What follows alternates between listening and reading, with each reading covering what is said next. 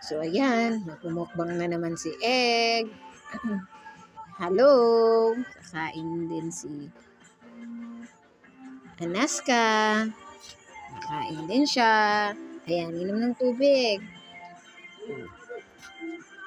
Egg? Hello guys, kakain po ako. Hello guys, kakain po ako. Ang ulam ko po. Alam ko po, Maggie, pati egg, katapos.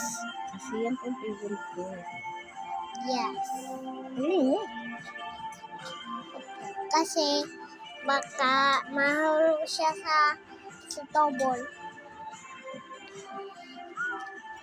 Ayan, habang tinutulungan ko si Egg, pinapakain ko din siya para maging malakas siyang kumain.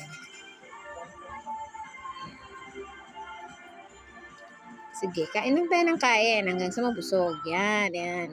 Sipsipin mo nga yung yung Maggie. Sarap na sarap ang bata. Ayan, habang sumigop ng sabaw, inom din sabay ng tubig. Ayan po. Ayan.